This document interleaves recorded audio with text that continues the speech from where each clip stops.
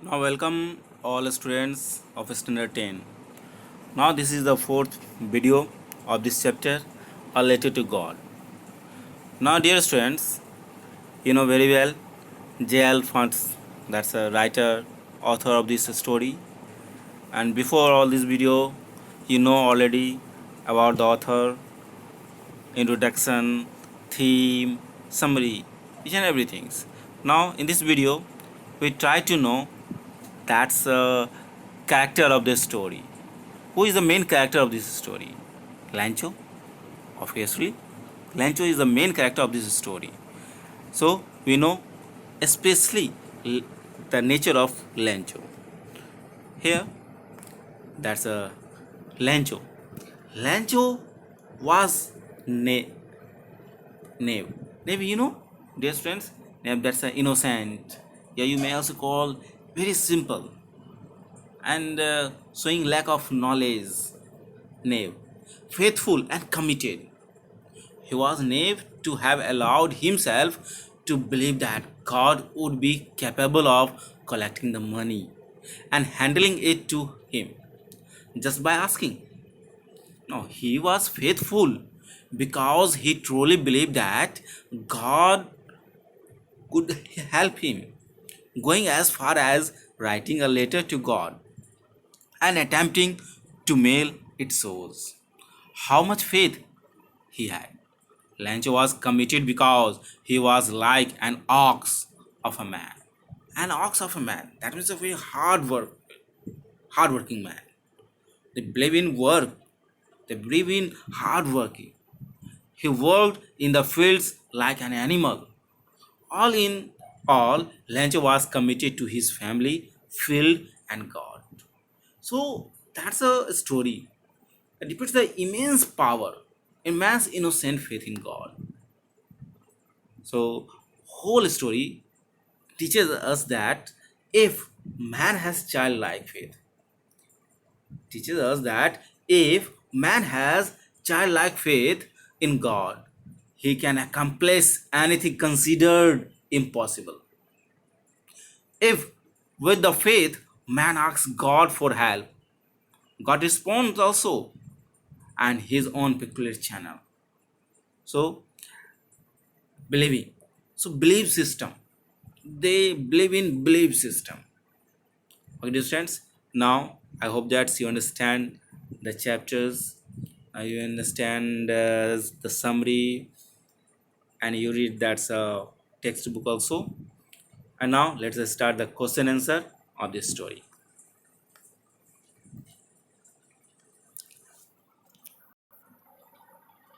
Now, all it to God, chapter 1. So that's a very short question answer. Now, every students to must you know here what did Lancho hope for? Lancho hoped for rains, for the sword, the only thing that his field needed.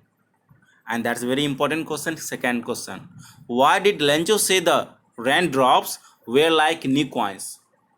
Already in that summary, I told each and every students that's a very main point. So why did Lancho say the raindrops were like new coins? Lancho's crops were ready for harvest, as raindrops would help him in getting a better harvest, resulting in more prosperity. So Lancho compares them with new coins. Okay, now it starts. So to read between the lines, each and every questions. What was Lancho's feelings with hail stops? Who was Lancho? What? Who was his only one hope? And many more questions. And question number 8, how much money did Lancho demand for? How much money did Lancho really get? So Lancho has demanded 100 pesos, but he got only 70 pesos. So in that conditions, Lancho told all postmans a bunch of crooks, because he demanded 100 pesos, but he got only 70. I think that 30 pesos kept them. Okay. When did Lencho receive the letter and what made him angry? Next questions. Why did he doubt the postal employees? That's a very important question also. Question number 10. Why did Lencho call the employee a bunch of crooks? Because when he used to open the letter, he found only 70 pesos in place of 100 pesos. So, in that condition, he called the post office employees a bunch of crooks. Okay. How did the employees help Lencho? So, in the condition we call that's a child's faith, childlike faith in God. What did Lencho write in his second letter? What did Lencho surprise when he received the money? And that's the next here. This is the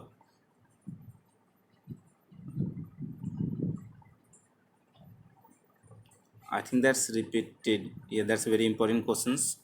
All these and here, who or what did Lencho had faith in? What did he do? Who read the letter? The postmaster read the letter, which was given to him by the postman. Okay. Now each and every students to note down that's a question answer. That's an important question answer. Here, what made him? That means Lencho angry. That's very important here. Also, when Lencho received the letter and counted the money, he became very angry. The envelope contained only 70 pesos, whereas he had requested God to send him 100 pesos. God could not make a mistake. He thought that the post office employees had cheated him and kept the rest of the money. So he called a bunch of crook. Okay. Uh, you also think about that's some more questions. Why does the postmaster send money to Lencho? Why? That's a postmaster have no relation to Lencho. But why? Why does postmaster send money to Lencho? The postmaster sent money to Lencho to help him at the time of his distress. Hailstone had totally destroyed his corn. His family would go hungry that year. Lencho had written a letter to God to send him 100 pesos in order not to shake the man's faith in God. The postmaster collected 70 pesos and sent them to Lencho and signed his letter to God. That's here. And that's I think that's each and every students. You must write down that question number 4 also here. Who does Lencho think has taken the rest of the money? What is the irony in this situation? Lencho thinks the rest of the money has been taken by the employees of the post office. So Lencho here thinks so rest of money. So because he demanded the 100 pesos, but he got only 70s. So he reminds that's a 30 pesos. I think that's implies of the post office cabinet. The irony in this situation that it is another way round instead of taking away the money the employees of the post office had collected money to help him at the time of his distress. But the Lencho said that the post office employees were a bunch of crooks. At last, I hope that's chapter finished. So every students